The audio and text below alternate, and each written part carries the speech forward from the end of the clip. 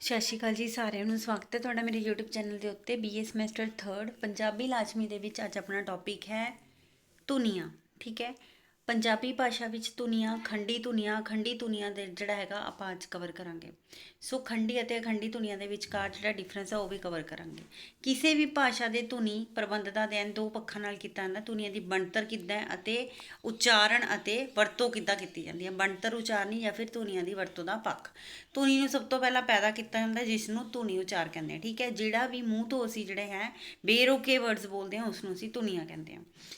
ਠੀਕ ਹੈ, ਉਸ ਤੋਂ ਬਾਅਦ 'ਚ ਜਿਹੜਾ ਹੈ ਜਦੋਂ ਅਸੀਂ ਇਹਨਾਂ ਸਾਰੀਆਂ ਚੀਜ਼ਾਂ ਦਾ ਅਧਿਐਨ ਕਰਦੇ ਹਾਂ ਧੁਨੀਆਂ ਦਾ, ਤਾਂ ਉਸ ਨੂੰ ਧੁਨੀ ਗਿਆਨ ਵੀ ਕਿਹਾ ਜਾਂਦਾ ਹੈ। ਤਾਂ ਮਨੁੱਖ ਜਿਹੜਾ ਹੈਗਾ ਬਾਕੀ ਜੀਵਧਾਰੀਆਂ ਤੋਂ ਵੱਖਰਾ ਹੈਗਾ ਅਤੇ ਉਹ ਆ ਜਿਹੜਾ ਹੈਗਾ ਹਰੇਕ ਚੀਜ਼ ਆਪਣੀ ਬੋਲ ਕੇ ਦੱਸਦਾ ਹੈ ਨਾ। ਤਾਂ ਭਾਸ਼ਾ ਬੋਲਣ ਲਈ ਜਿਹੜੇ ਵੀ ਅੰਗਾਂ ਦਾ ਪ੍ਰਯੋਗ ਕਰਦਾ ਹੈ, ਜਿਵੇਂ ਜੀਭ ਦਾ ਪਹਿਲਾ ਕੰਮ ਹੈਗਾ ਸਵਾਦ ਚੱਖਣਾ, ਫੇਫੜਿਆਂ ਦਾ ਕੰਮ ਹੈ ਸਾਹ ਲੈਣਾ, ਦੰਦਾਂ ਦਾ ਹੈ ਚਿੱਥਣਾ। ਤਾਂ ਭਾਸ਼ਾਈ ਜਿਹੜੀਆਂ ਧੁਨੀਆਂ ਨੇ ਉਹਨਾਂ ਦਾ ਕੰਮ ਹੈ ਸਾਡੀ ਸਵਾਸ ਧਾਰਾ ਕਰਨੀ। ਠੀਕ ਹੈ, ਸਾਡੇ ਅੰਦਰੋਂ ਦੀ ਆਵਾਜ਼ ਬਾਹਰ ਕੱਢਣੀ। ਤਾਂ ਇਸ ਤਰ੍ਹਾਂ ਜਿਹੜਾ ਹੈਗਾ ਧੁਨੀਆਂ ਨੂੰ ਜੋੜ ਤੋੜ ਮੋੜ ਨਾਲ ਜਿਹੜੀ ਹੈਗੀ ਆ ਭਾਸ਼ਾ ਬਣਦੀ ਹੈ। ਤਾਂ ਸਾਰੀਆਂ ਧੁਨੀਆਂ ਸਾਰਥਕ ਨਹੀਂ ਹੁੰਦੀਆਂ। ਸਾਰਥਕ ਧੁਨੀਆਂ ਨੂੰ ਭਾਸ਼ਾ ਬਣਾਉਣ ਲਈ ਵਿਸ਼ੇਸ਼ ਤਰਤੀਬ ਦੀ ਜ਼ਰੂਰਤ ਹੁੰਦੀ ਹੈ। ਉਚਾਰਨ ਅੰਗਾਂ ਦੁਆਰਾ ਉਚਰਿਤ ਧੁਨੀਆਂ ਨੂੰ ਕਿਸੇ ਖਾਸ ਭਾਸ਼ਾ 'ਚ ਕਿਵੇਂ ਵਰਤਿਆ ਜਾਂਦਾ ਹੈ, ਇਸ ਨੂੰ ਅਸੀਂ ਧੁਨੀ ਵਿਉਂਤ ਕਹਿੰਦੇ ਹਾਂ। ਤਾਂ ਧੁਨੀ ਵਿਉਂਤ ਵਿੱਚ ਕਿਸੇ ਵਿਸ਼ੇਸ਼ ਭਾਸ਼ਾ ਉਪਭਾਸ਼ਾ ਦੀਆਂ ਧੁਨੀਆਂ ਦੇ ਕਾਰਜਾਂ ਨੂੰ ਦੇਖਿਆ ਜਾਂਦਾ ਹੈ। ਤਾਂ ਧੁਨੀ ਵਿਉਂਤ ਜਿਹੜੀ ਹੈ ਜਾਂ ਫਿਰ ਧੁਨੀਆਂ ਜਿਹੜੀਆਂ ਹੈਗੀਆਂ ਦੋ ਤਰ੍ਹਾਂ ਦੀਆਂ ਹੁੰਦੀਆਂ, ਖੰਡੀ ਅਤੇ ਅਖੰਡੀ। ਖੰਡੀ ਧੁਨੀਆਂ ਉਹ ਹੁੰਦੀਆਂ ਨੇ ਜਿਨ੍ਹਾਂ ਦਾ ਆਪਣਾ ਇੱਕ ਵਿਲੱਖਣ ਅਲੱਗ ਤੋਂ ਸਰੂਪ ਹੁੰਦਾ ਹੈ ਅਤੇ ਇਹ ਸੁਤੰਤਰ ਰੂਪ 'ਚ ਵਿਚਰਦੀਆਂ ਨੇ ਅਤੇ ਇਸ ਨੂੰ ਜਿਹੜਾ ਹੈ ਟੋਟੇ ਕੀਤੇ ਜਾ ਸਕਦੇ ਨੇ। ਠੀਕ ਹੈ, ਖੰਡੀ ਮਤਲਬ ਇਕਾਈਆਂ ਦੇ ਤੌਰ 'ਤੇ ਵਰਤਿਆ ਜਾਂਦਾ ਹੈ। ਖੰਡੀ ਧੁਨੀਆਂ ਵਿਉਂਤ ਦੇ ਵਿੱਚ ਸਵਰਾਂ, ਵਿਅੰਜਨਾਂ ਅਤੇ ਅਰਧ ਸਵਰਾਂ ਦੀਆਂ ਖੰਡੀ ਧੁਨੀਆਂ ਬਾਰੇ ਵਿਚਾਰ ਕੀਤਾ ਜਾਂਦਾ ਹੈ। ਅਖੰਡੀ ਧੁਨੀਆਂ ਉਹ ਹੁੰਦੀਆਂ ਜਿਹੜੀਆਂ ਕਿ ਅਖੰਡ ਆ, ਕਦੇ ਵੀ ਇਹ ਟੁੱਟਦੀਆਂ ਨਹੀਂ ਹੈਗੀਆਂ, ਇਹਨਾਂ ਦਾ ਆਪਣਾ ਜਿਹੜਾ ਹੈ ਵਜੂਦ ਨਹੀਂ ਹੁੰਦਾ, ਪਰ ਇਹ ਖੰਡੀ ਧੁਨੀਆਂ ਨਾਲ ਮਿਲ ਕੇ ਆਪਣਾ ਭਾਸ਼ਾਈ ਕਾਰਜ ਪੂਰਾ ਕਰਦੀਆਂ ਨੇ।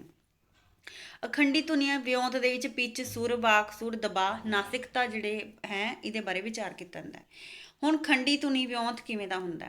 ਠੀਕ ਹੈ, ਖੰਡੀ ਅਖੰਡੀ ਕਹਨੇ ਤਾਂ ਖੰਡੀ ਦੇ ਅੱਗੇ ਕਿੰਨੇ ਪਾਰਟਸ ਨੇ? ਸਭ ਤੋਂ ਪਹਿਲਾਂ ਤਾਂ ਹੈ ਖੰਡੀ ਧੁਨੀਆਂ 'ਚ ਸਵਰ, ਫੇਰ ਆਉਂਦਾ ਵਿਅੰਜਨ। ਸਵਰ ਜਿਹੜੇ ਨੇ, ਸਵਰ ਦਾ ਅਰਥ ਹੈ ਉਹ ਖੰਡੀ ਧੁਨੀਆਂ ਜਦੋਂ ਉਚਾਰਨ ਸਮੇਂ ਫੇਫੜਿਆਂ ਦੇ ਵਿੱਚੋਂ ਜਿਹੜੀ ਸਾਹ ਹੈ ਉਹ ਬਿਨਾਂ ਕਿਸੇ ਰੁਕਾਵਟ ਬਾਹਰ ਨਿਕਲਦਾ ਤਾਂ ਉਸ ਨੂੰ ਅਸੀਂ ਸਵਰ ਕਹਿੰਦੇ ਹਾਂ। ਇਹਨਾਂ ਸਵਰ ਧੁਨੀਆਂ ਜਿਨ੍ਹਾਂ ਦੇ ਉਚਾਰਨ ਸਮੇਂ ਜੀਭ ਦੀ ਉਕਾਈ, ਸਥਿਤੀ ਅਤੇ ਸੈੱਲਾਂ ਦੀ ਸਥਿਤੀ ਜਿਹੜੀ ਹੈ ਵਿਸ਼ੇਸ਼ ਹੁੰਦੀ ਹੈ।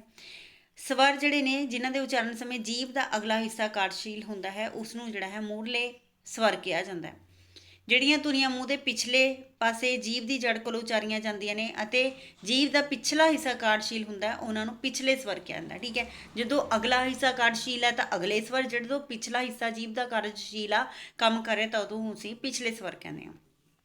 ਜਿਹੜੀਆਂ ਧੁਨੀਆਂ ਦੇ ਉਚਾਰਨ ਸਮੇਂ ਜੀਭ ਦਾ ਵਿਚਕਾਰਲਾ ਹਿੱਸਾ ਉੱਪਰ ਨੂੰ ਉੱਠਦਾ ਹੈ ਤਾਂ ਉਸ ਨੂੰ ਅਸੀਂ ਵਿਚਕਾਰਲੇ ਸਵਰ ਕਹਿੰਦੇ ਹਾਂ। ਤਾਂ ਜੀਭ ਦੀ ਉਚਾਈ ਦੇ ਆਧਾਰ ਤੇ ਉੱਚੇ ਨੀਵੇਂ ਸਵਰਾਂ ਦੇ ਵਿੱਚ ਜਿਹੜਾ ਹੈ ਸਵਰਾਂ ਨੂੰ ਵੰਡਿਆ ਜਾਂਦਾ ਹੈ। ਉਹ ਸਵਰ ਧੁਨੀਆਂ ਜਿਨ੍ਹਾਂ ਦੇ ਉਚਾਰਨ ਸਮੇਂ ਜੀਭ ਉੱਠ ਕੇ ਤਾਲੂ ਦੇ ਨੇੜੇ ਚਲੀ ਜਾਂਦੀ ਹੈ ਉਸ ਨੂੰ ਉੱਚੇ ਸਵਰ ਕਹਿੰਦੇ ਆ। ਜਦੋਂ ਸਾਡੀ ਜੀਭ ਜੰਮੀ ਉੱਪਰ ਤਾਲੂ ਦੇ ਨੇੜੇ ਚਲੀ ਜਾਂਦੀ ਹੈ ਤਾਂ ਉਸ ਨੂੰ ਉਹਨਾਂ ਸਵਰਾਂ ਨੂੰ ਅਸੀਂ ਉੱਚੇ ਸਵਰ ਵੀ ਕਹਿੰਦੇ ਹਾਂ। ਠੀਕ ਹੈ, ਇਸ ਦੇ ਉਲਟ ਜਿਨ੍ਹਾਂ ਧੁਨੀਆਂ ਦੇ ਉਚਾਰਨ ਸਮੇਂ ਜੀਭ ਆਪਣੀ ਸਧਾਰਨ ਹਾਲਤ ਦੇ ਵਿੱਚ ਵਿਚਰਦੀ ਹੈ, ਜੀਭ ਦੀ ਨੋਕ ਦੰਦਾਂ ਦੇ ਪਿਛਲੇ ਪਾਸੇ ਟਿਕੀ ਰਹਿੰਦੀ ਹੈ, ਉਸ ਨੂੰ ਨੀਵੇਂ ਸਵਰ ਕਹਿੰਦੇ ਆ। ਜਦੋਂ ਤਾਲੂ ਕੋਲ ਜਾਏਗੀ ਉੱਚੇ ਸਵਰ, ਜਦੋਂ ਦੰਦਾਂ ਦੀ ਨੋਕ ਦੇ ਪਿਛਲੇ ਜਿਹੇ ਪਾਸੇ ਟਿਕੀ ਰਹਿੰਦੀ ਹੈ ਤਾਂ ਉਸ ਨੂੰ ਨੀਵੇਂ ਸਵਰ ਕਹਿੰਦੇ ਆ। ਜੀਭ ਦੀ ਉੱਚੀ ਅਤੇ ਨੀਵੀਂ ਸਥਿਤੀ ਦੀ ਵਿਚਕਾਰਲੀ ਅਵਸਥਾ ਦੇ ਵਿੱਚ ਜਿਹੜਾ ਹੈ ਜਿਹੜੀਆਂ ਸਵਰ ਧੁਨੀਆਂ ਉਪਜਦੀਆਂ ਨੇ ਉਹਨਾਂ ਨੂੰ ਅਰਧ ਉੱਚੇ ਅਰਧ ਨੀਵੇਂ ਸਵਰ ਵੀ ਕਿਹਾ ਜਾਂਦਾ ਹੈ। ਠੀਕ ਹੈ, ਤਾਂ ਬੁੱਲਾਂ ਦੀ ਸਥਿਤੀ ਦੇ ਆਧਾਰ ਤੇ ਸਵਰਾਂ ਨੂੰ ਦੋ ਪ੍ਰਕਾਰ ਦੇ ਵਿੱਚ ਵੰਡਿਆ ਜਾਂਦਾ, ਗੁਲਾਈਦਾਰ, ਗੁਲਾਈ ਰਹਿਤ। ਗੁਲਾਈਕਾਰ ਜਿਹੜੇ ਸਵਰ ਨੇ ਉਹ ਬੁੱਲਾਂ ਦੀ ਸਥਿਤੀ ਉਸ ਟਾਈਮ ਕੀ ਹੋ ਜਾਂਦੀ ਹੈ, ਗੋਲ। ਠੀਕ ਹੈ, ਗੁਲਾਈ ਦੇ ਵਿੱਚ ਗੋਲ ਹੋ ਜਾਂਦੀ ਹੈ, ਗੁਲਾਈ ਰਹਿਤ ਵਿੱਚ ਬੁੱਲ ਜਿਹੜੇ ਨੇ ਚਪਟੇ ਰਹਿੰਦੇ ਨੇ। ਠੀਕ ਹੈ, ਸੋ ਐਦਾਂ ਆਪਾਂ ਨੇ ਕਰਨਾ। ਉਸ ਤੋਂ ਬਾਅਦ ਜਿਹੜਾ ਹੈ ਆਪਾਂ ਨੇ ਲਾਈਨ ਲਿਖਣੀ ਹੈ, ਪੰਜਾਬੀ ਭਾਸ਼ਾ ਵਿੱਚ 10 ਸਵਰ ਧੁਨੀਆਂ ਨੇ, ਈ, ਐ, ਓ, ਆ, ਓ, ਊ। ਲਘੂ ਕਿਹੜੇ ਨੇ, ਏ, ਊ ਅਤੇ ਆੜਾ। ਠੀਕ ਹੈ, ਦੀਰਘ ਸੀਗੇ ਇਹ ਜਿਨ 'ਚ ਜਿਹੜੀ ਹੈਗੀ ਹੈ ਸਾਊਂਡ ਲੌਂਗ ਜਾਂਦੀ ਹੈ। ਤੇ ਲਘੂ ਦੇ ਵਿੱਚ ਕੀ ਹੈ, ਈ ਜਿਵੇਂ ਸਿਹਾਰੀ ਹੈ ਨਾ, ਛੋਟੇ ਜਿਹੜੇ ਹੈਗੇ ਨੇ ਇਹਦੇ ਵਿੱਚ ਜਿਹੜੀ ਹੈ ਸ਼ਾਰਟ ਟਰਮ ਲਈ ਇਹ ਸਵਰ ਧੁਨੀਆਂ ਹੁੰਦੀਆਂ ਨੇ। ਠੀਕ ਹੈ, ਲੌਂਗ ਵਾਲਾ ਦੀਰਘ ਵਾਲਾ ਇਹ ਹੈ ਤੇ ਸ਼ਾਰਟ ਵਾਲਾ ਇਹ ਹੈ। ਅਗਲੇ ਸਵਰ ਕਿਹੜੇ ਕਿਹੜੇ ਹੁੰਦੇ ਨੇ? ਅਗਲੇ ਸਵਰ ਦੇ ਵਿੱਚ ਪਿਛਲੇ ਸਵਰ ਵਿਚਕਾਰਲੇ ਅਗਲੇ ਸਵਰ ਹੁੰਦੇ ਨੇ ਈ, ਏ, ਐ ਅਤੇ ਪਿਛਲੇਰੇ ਸਵਰ ਹੁੰਦੇ ਨੇ ਊ, ਓ, ਓ। ਵਿਚਕਾਰਲੇ ਸਵਰ ਜਿਹੜੇ ਹੁੰਦੇ ਨੇ ਈ ਊ ਆ। ਠੀਕ ਹੈ, ਸੋ ਐਦਾਂ ਜਿਹੜਾ ਹੈਗਾ ਤੁਸੀਂ ਵਿੱਚੋਂ ਵਿੱਚੋਂ ਕਰ ਸਕਦੇ, ਜ਼ਰੂਰੀ ਨਹੀਂ ਹੈ ਤੁਸੀਂ ਸਾਰਾ ਕਰਨਾ ਹੈ। ਉਸ ਤੋਂ ਬਾਅਦ ਆਪਾਂ ਸਿੱਖਾਂਗੇ ਕਿ ਦੋਹਰੇ ਸਵਰ ਕਿਹੜੇ ਹੁੰਦੇ ਨੇ। ਦੋਹਰੇ ਸਵਰ ਇਹ ਹੁੰਦੇ ਨੇ ਜਦੋਂ ਦੋ ਸਵਰਾਂ ਦਾ ਸੰਯੋਗ ਹੁੰਦਾ ਹੈ ਅਤੇ ਉਚਾਰ ਖੰਡ ਦੇ ਕੇਂਦਰ ਬਿੰਦੂ ਦੇ ਵਿੱਚੋਂ ਵਿਚਰਦਾ ਹੋਵੇ, ਉਹਨੂੰ ਦੋਹਰਾ ਸਵਰ ਕਹਿੰਦੇ ਆ। ਦੋਹਰੇ ਸਵਰ ਜਿਹੜੇ ਨੇ ਸਾਡੇ ਸਿਰਫ ਦੋ ਨੇ, ਕਿਹੜੇ ਕਿਹੜੇ ਨੇ? ਆਈ ਓ ਏ। ਠੀਕ ਹੈ, ਤਾਂ ਇਹ ਜਿਹੜੇ ਨੇ ਆਪਣੇ ਇਹ ਵਾਲੇ ਸ਼ਬਦ, ਇਹ ਆਪਣੇ ਜਿਹੜੇ ਹੈਗੇ ਨੇ ਦੋਹਰੇ ਸਵਰ ਨੇ। ਸਵਰ ਸੰਜੋਗ ਕਿਹੜੇ ਕਿਹੜੇ ਨੇ? ਜਦੋਂ ਦੋ ਜਾਂ ਤਿੰਨ ਸਵਰ ਇਕੱਠੇ ਹੋ ਜਾਣ ਤਾਂ ਪਰ ਜੁੜਵੇਂ ਉਚਾਰ ਖੰਡ ਦੇ ਕੇਂਦਰ ਦੇ ਉੱਤੇ ਬਿੰਦੂ ਤੇ ਟਕਰਾਉਂਦੇ ਨੇ ਤਾਂ ਇਹਨੂੰ ਅਸੀਂ ਜਿਹੜਾ ਹੈ ਸਵਰ ਸੰਯੋਗ ਵੀ ਕਹਿੰਦੇ ਹਾਂ। ਠੀਕ ਹੈ, ਹੁਣ ਹੈ ਵਿਅੰਜਨ। ਵਿਅੰਜਨ ਧੁਨੀਆਂ ਕਿਹੜੀਆਂ ਹੁੰਦੀਆਂ ਨੇ? ਜਿਹੜੀਆਂ ਧੁਨੀਆਂ ਦੇ ਉਚਾਰਨ ਸਮੇਂ ਫੇਫੜਿਆਂ ਵਿੱਚੋਂ ਆਉਂਦੀ ਹਵਾ ਜਿਹੜੀ ਹੈਗੀ ਹੈ ਕਿਸੇ ਉਚਾਰਨ ਸਥਾਨ ਤੇ ਜਾਂ ਪੂਰਨ ਰੂਪ ਦੇ ਵਿੱਚ ਰੋਕ ਕੇ ਛੱਡੀ ਜਾਂਦੀ ਹੈ। ਸਵਰ 'ਚ ਤਾਂ ਬੇਰੁਕਾਰੀ ਸੀ, ਲੇਕਿਨ ਵਿਅੰਜਨ ਦੇ ਵਿੱਚ ਕੀ ਹੈਗੀ ਹੈ? ਰੁਕ ਕੇ ਆਉਂਦੀ ਹੈ, ਤਾਂ ਇਸ ਨੂੰ ਅਸੀਂ ਵਿਅੰਜਨ ਕਹਿੰਦੇ ਹਾਂ। ਵਿਅੰਜਨ ਵੀ ਦੋ ਪ੍ਰਕਾਰ ਦੇ ਹੁੰਦੇ ਨੇ, ਡਕਵੇਂ, ਅਡਕਵੇਂ। ਇੰਪੋਰਟੈਂਟ ਹੈ ਇਹ। ਡਕਵੇਂ ਕਿਹੜੇ ਹੁੰਦੇ ਨੇ? ਜਿਹੜੇ ਜਦੋਂ ਅਸੀਂ ਧੁਨੀਆਂ ਦਾ ਉਚਾਰਨ ਸਾਹ ਨੂੰ ਪੂਰਨ ਰੂਪ ਵਿੱਚ ਰੋਕ ਕੇ ਇੱਕਦਮ ਛੱਡਦੇ ਹਾਂ। ਠੀਕ ਹੈ, ਸਾਹ ਰੋਕ ਕੇ ਇੱਕਦਮ ਛੱਡਦੇ ਹਾਂ ਤਾਂ ਉਹ ਡਕਵੇਂ ਵਿਅੰਜਨ ਹੁੰਦੇ ਨੇ। ਜਿਵੇਂ ਪੱਪਾ, ਸਾਹ ਰੋਕ ਕੇ ਫੇਰ ਛੱਡਿਆ। ਫੱਫਾ, ਬੱਬਾ, ਤੱਤਾ, ਥੱਥਾ, ਦੱਦਾ, ਟੈਂਕਾ, ਨੰਨਾ, ਡੱਡਾ, ਚੱਚਾ, ਛੱਛਾ, ਜੱਜਾ, ਕੱਕਾ, ਖੱਖਾ, ਗੱਗਾ, ਇਹ ਡਕਵੇਂ ਨੇ। ਅਡਕਵੇਂ ਕਿਹੜੇ ਨੇ? ਕਹਿੰਦੇ ਜਦੋਂ ਅਸੀਂ ਅੰਸ਼ਕ ਰੂਪ ਤੇ, ਠੀਕ ਹੈ, ਆਪਾਂ ਇੱਥੇ ਕਿਸੇ ਪੂਰੀ ਤਰ੍ਹਾਂ ਰੋਕਿਆ ਸਾਹ ਫੇਰ ਛੱਡਿਆ। ਅਡਕਵੇਂ 'ਚ ਅੰਸ਼ਕ ਤੌਰ ਤੇ ਥੋੜਾ ਜਿਹਾ ਸਾਹ ਰੋਕਿਆ ਫੇਰ ਛੱਡਿਆ। ਮੰਮਾ, ਨੰਨਾ, ਹੜਾਣਾ, ਅਈਆਂ, ਅਈਆਂ, ਲੱਲਾ, ਰਾਰਾ, ਅੜਾੜਾ, ਸੱਸਾ, ਸ਼ੱਸ਼ਾ, ਹਾਹਾ। ਹੁਣ ਉਚਾਰਨ ਅੰਗ। ਡਕਵੇਂ ਡਕਵੇਂ ਕੀਤੇ ਤਾਂ ਉਚਾਰਨ ਅੰਗ ਕਿਹੜੇ ਕਿਹੜੇ ਹੁੰਦੇ ਨੇ? ਜਦੋਂ ਫੇਫੜਿਆਂ ਤੋਂ ਹੋ ਕੇ ਆਉਂਦੇ ਸਾਹ ਰੁਕਾਵਟ ਪੈਦਾ ਕਰਦੇ ਨੇ ਤਾਂ ਧੁਨੀ ਪੈਦਾ ਕਰਦੇ ਨੇ, ਅਸੀਂ ਉਸਨੂੰ ਉਚਾਰਨ ਅੰਗ ਕਹਿੰਦੇ ਹਾਂ। ਜਦੋਂ ਥਨਥਨਾਹਟ ਜਿਹੜੀ ਹੈਗੀ ਹੈ ਸਾਡੇ ਗਲੇ ਦੇ ਅੰਦਰ ਹੁੰਦੀ ਹੈ, ਠੀਕ ਹੈ, ਉਹਨੂੰ ਉਚਾਰਨ ਅੰਗ ਕਹਿੰਦੇ ਆ। ਜਿਵੇਂ ਉਚਾਰਨ ਅੰਗ ਜਿਹੜੇ ਨੇ ਦੋ ਪ੍ਰਕਾਰ ਦੇ ਹੁੰਦੇ ਨੇ, ਚੁਸਤ, ਸੁਸਤ। ਉਹ ਅੰਗ ਜਿਹੜੇ ਧੁਨੀ ਪੈਦਾ ਕਰਨ ਲਈ ਆਪਣੇ ਸਥਾਨ ਤੋਂ ਉੱਠ ਕੇ ਹਰਕਤ 'ਚ ਆਉਂਦੇ ਨੇ ਉਹ ਚੁਸਤ, ਜਿਹੜੇ ਐਜ਼ ਇਟ ਇਜ਼ ਰਹਿੰਦੇ ਨੇ ਉਹ ਸੁਸਤ। ਠੀਕ ਹੈ, ਸੁਸਤ ਜਿਹੜਾ ਹੈਗਾ ਉਚਾਰਕ ਉਹ ਹੈ ਉੱਪਰਲਾ ਜਬਾੜਾ, ਉਸਨੂੰ ਕੋਈ ਫਰਕ ਨਹੀਂ ਪੈਂਦਾ, ਜਬਾੜਾ। ਠੀਕ ਹੈ, ਉੱਪਰਲਾ ਜਬਾੜਾ ਤੇ ਉੱਪਰਲੇ ਦੰਦ। ਪਰ ਚੁਸਤ ਕਿਹੜੇ ਨੇ? ਹੇਠਲਾ ਜਬਾੜਾ, ਜੀਭ ਤੇ ਬੁੱਲ। ਬੁੱਲ ਹਮੇਸ਼ਾ ਹਿੱਲਦੇ ਨੇ ਨਾ ਉਚਾਰਨ ਕਰਨ ਲੱਗੇ, ਤਾਂ ਬੁੱਲ ਚੁਸਤ ਨੇ। ਜੀਭ ਜਿਹੜੀ ਹੈਗੀ ਹੈ ਫਰਕ ਦੀ ਹੈ, ਤਾਂ ਜੀਭ ਵੀ ਚੁਸਤ ਹੈ। ਹੇਠਲਾ ਜਬਾੜਾ ਜਿਹੜਾ ਹੈਗਾ ਵਰਕ ਕਰਦਾ, ਦੇਖੋ ਆਪਾਂ ਬੋਲਦੇ ਹਾਂ ਤਾਂ ਨੀਚਲਾ ਜਬਾੜਾ ਫਰਕ ਕਰਦਾ ਹੈ ਨਾ, ਤਾਂ ਇਹ ਚੁਸਤ ਉਚਾਰਕ ਹੈ। ਸੁਸਤ ਮਤਲਬ ਜਿਹਨੂੰ ਕੋਈ ਫਰਕ ਨਹੀਂ ਪੈਂਦਾ, ਉੱਪਰ ਵਾਲਾ ਅਤੇ ਨਾਲ ਹੀ ਉੱਪਰਲਾ ਜਬਾੜਾ। ਠੀਕ ਹੈ ਜੀ, ਉੱਪਰਲੇ ਦੰਦ, ਉੱਪਰਲਾ ਜਬਾੜਾ। ਉਚਾਰਨ ਸਥਾਨ। ਹੁਣ ਉਹ ਸਥਾਨ ਜਦੋਂ ਸਾਹ ਵਿੱਚ ਰੁਕਾਵਟ ਪੈਦਾ ਕਰਕੇ ਸਾਹ ਜਿਹੜਾ ਹੈ ਧੁਨੀ ਪੈਦਾ ਕੀਤੀ ਜਾਂਦੀ ਹੈ, ਤਾਂ ਇਸ ਨੂੰ ਜਿਹੜਾ ਅਸੀਂ 6 ਭਾਗਾਂ 'ਚ ਅੱਗੇ ਵੰਡਦੇ ਹਾਂ। ਦੋ ਹੋਠੀ, ਦੰਤੀ, ਦੋ ਹੋਠੀ ਦੀ ਥਾਂ ਤੇ ਹੋਠੀ ਵੀ ਕਹਿ ਸਕਦੇ ਹਾਂ, ਹੋਠੀ, ਦੰਤੀ, ਉਲਟ ਜੀਬੀ, ਤਾਲਵੀ, ਕੰਠੀ ਅਤੇ ਸੁਰਜੰਤਰੀ। ਦੋ ਹੋਠੀ ਨੇ ਜਦੋਂ ਅਸੀਂ ਪੱਪਾ, ਫੱਫਾ, ਬੱਬਾ, ਬੱਮਾ, ਤਾਂ ਅਸੀਂ ਜਿਹੜਾ ਹੈ ਬੁੱਲ ਰੋਕ ਕੇ ਸਾਹ ਛੱਡਦੇ ਹਾਂ, ਤਾਂ ਦੋ ਹੋਠੀ ਜਦੋਂ ਬੁੱਲ ਜਿਹੜੇ ਸਾਡੇ ਆਪਸ 'ਚ ਹੋਂਠ ਟਕਰਾਉਂਦੇ ਨੇ। ਠੀਕ ਹੈ, ਦੰਤੀ ਜਦੋਂ ਦੰਦਾਂ 'ਚੋਂ ਆਵਾਜ਼ ਆਉਂਦੀ ਹੈ, ਜਿਹੜੇ ਜਦੋਂ ਅਸੀਂ ਸਾਹ ਉਚਾਰਨ ਕਰਦੇ ਹਾਂ, ਉਚਾਰਨ ਕਰਦੇ ਸਮੇਂ ਅਸੀਂ ਵਾਪਸ ਸਾਹ ਲੈ ਕੇ ਆਉਂਦੇ ਹਾਂ, ਤਾਂ ਉਹ ਜਿਹੜਾ ਹੈ ਦੰਦਾਂ ਦੇ ਨਾਲ ਜਿਹੜਾ ਹੈ ਪਿੱਛੇ ਰੁਕਿਆ ਜਾਂਦਾ। ਤੱਤਾ, ਥੱਥਾ, ਦੱਦਾ, ਧੱਦਾ, ਨੰਨਾ, ਰਾਰਾ, ਲੱਲਾ, ਸੱਸਾ। ਠੀਕ ਹੈ, ਇਹ ਦੰਤੀ ਧੁਨੀਆਂ ਨੇ, ਦੰਤੀ ਵਿਅੰਜਨ।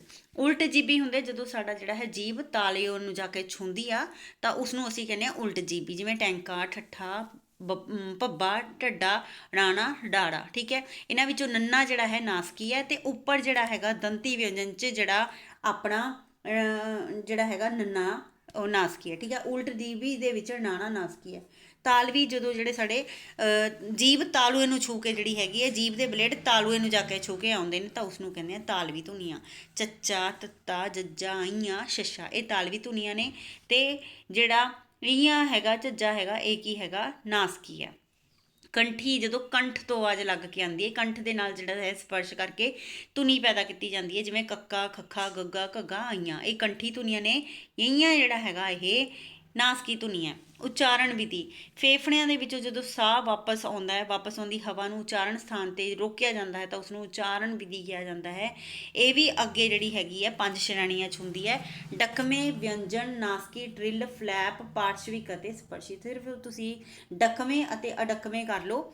ਠੀਕ ਹੈ, ਡਕਵੇਂ ਕਿਹੜੇ ਹੁੰਦੇ ਨੇ? ਜਦੋਂ ਵਿਅੰਜਨਾਂ ਦੇ ਉਚਾਰਨ ਸਮੇਂ ਵਾਪਸ ਆਉਂਦੇ ਸਾਹ ਨੂੰ ਕਿਸੇ ਨਾ ਕਿਸੇ ਉਚਾਰਨ ਸਥਾਨ 'ਤੇ ਪੂਰਨ ਰੂਪ ਵਿੱਚ ਰੋਕ ਕੇ ਇੱਕਦਮ ਛੱਡਿਆ ਜਾਂਦਾ। ਜਿਵੇਂ ਆਪਾਂ ਪਿੱਛੇ ਕੀਤੇ ਡਕਵੇਂ ਡਕਵੇਂ, ਪੱਪਾ, ਫੱਫਾ, ਬੱਬਾ, ਟੈਂਕਾ, ਠੱਠਾ, ਡੱਡਾ, ਤੱਤਾ, ਥੱਥਾ, ਤਾਂ ਇਹ ਸਾਰੇ ਕਿਹੜੇ ਨੇ? 15 ਜਿਹੜੇ ਨੇ ਡਕਵੇਂ ਵਿਅੰਜਨ ਨੇ। ਨਾਸਕੀ ਜਦੋਂ ਸਾਡੇ ਨੱਕ 'ਚੋਂ ਆਵਾਜ਼ ਆਉਂਦੀ ਹੈ, ਠੀਕ ਹੈ, ਨੱਕ ਦੀਆਂ ਜਿਹੜੀਆਂ ਨਸਲਾਂ ਹੁੰਦੀਆਂ ਉਹਨਾਂ 'ਚੋਂ ਆਵਾਜ਼ ਆਉਂਦੀ ਹੈ ਅਤੇ ਕੋਮਲ ਤਲਾ ਹੇਠਾਂ ਵੱਲ ਚੁੱਕਿਆ ਜਾਂਦਾ ਅਤੇ ਨੱਕ ਦੇ ਵਿੱਚੋਂ ਥੋੜ੍ਹੀ ਜਿਹੀ ਆਵਾਜ਼ ਜਿਹੜੀ ਹੈਗੀ ਹੈ ਬਾਹਰ ਆਉਂਦੀ ਹੈ। ਜਿਵੇਂ ਇਹ ਜਿਹੜੇ ਨੇ ਮੰਮਾ, ਨੰਨਾ, ਨਾਣਾ ਆਦਿ ਜਿਹੜੇ ਨੇ ਇਹ 5 ਨਾਸਕੀ ਵਿਅੰਜਨ ਨੇ, ਠੀਕ ਹੈ, ਇਹ ਇੰਪੋਰਟੈਂਟ ਨੇ। ਉਸ ਤੋਂ ਬਾਅਦ 'ਚ ਜਿਹੜਾ ਹੈ ਪੰਜਾਬੀ ਵਿਅੰਜਨ ਦੀਆਂ ਵਿਸ਼ੇਸ਼ਤਾਵਾਂ ਕੀ ਨੇ, ਜਿਹੜੇ ਇਹ ਤੁਹਾਡੇ ਕਨਸੈਪਟ ਦੇ ਵਿੱਚ ਹੈ ਨਹੀਂ, ਹੈ ਨਾ। ਦੁੱਤ ਵਿਅੰਜਨ ਨੇ ਤੁਹਾਡੇ ਕਨਸੈਪਟ 'ਚ। ਦੁੱਤ ਵਿਅੰਜਨ ਕਿਹੜੇ ਹੁੰਦੇ ਨੇ? ਦੁੱਤ ਧੁਨੀਆਂ ਜਿਹੜੀਆਂ ਨੇ, ਕਿਸੇ ਵਿਸ਼ੇਸ਼ ਵਿਅੰਜਨ ਧੁਨੀ ਨੂੰ ਉਚਾਰਨ ਰੋਕ ਕੇ ਲਮਕਾ ਕੇ ਉਚਾਰਨ ਕੀਤਾ ਜਾਂਦਾ ਤਾਂ ਅਸੀਂ ਜਿਹੜਾ ਹੈ ਉਸਨੂੰ ਦੁੱਤ ਧੁਨੀਆਂ ਕਹਿੰਦੇ ਹਾਂ, ਠੀਕ ਹੈ। ਅਤੇ ਇਹ ਜਿਹੜਾ ਹੈ ਲੰਬੇ ਅਤੇ ਦੁੱਤ ਅਤੇ ਲੰਬੇ ਵਿਅੰਜਨਾਂ ਦੀ ਬੁਨਿਆਦੀ ਅੰਤਰ ਇਹ ਹੈ ਕਿ ਦੁੱਤ ਜਿਹੜੇ ਨੇ ਇਹਨਾਂ ਦਾ ਦੋਹਰੇਪਣ, ਠੀਕ ਹੈ, ਦੋਹਰੇ ਅੱਖਰ ਲਈ ਜਿਵੇਂ ਅੱਧਕ ਆਪਾਂ ਵਰਤਦੇ ਹਾਂ, ਹੈ ਨਾ, ਦੋਹਰੇ ਜਦੋਂ ਸਾਨੂੰ ਹੈ ਦੋਹਰੀ ਆਵਾਜ਼ ਆਉਂਦੀ ਹੈ ਤਾਂ ਉਹਨੂੰ ਦੁੱਤ ਵਿਅੰਜਨ ਕਹਿੰਦੇ ਆ, ਠੀਕ ਹੈ ਜੀ। ਸੋ ਇਹ ਸੀ ਅੱਜ ਦਾ ਵੀਡੀਓ। ਇਸ ਤੋਂ ਇਹ ਜ਼ਿਆਦਾ ਇੰਪੋਰਟੈਂਟ ਜਿਹੜੇ ਹੈਗੇ ਹੋਰ ਕੋਈ ਨਹੀਂ ਹੈਗੇ, ਇਹੀ ਜ਼ਿਆਦਾ ਇੰਪੋਰਟੈਂਟ ਸੀਗੇ। So thank you so much, ਮਿਲਦੇ ਆਪਾਂ ਨਵੇਂ ਵੀਡੀਓ ਦੇ ਨਾਲ।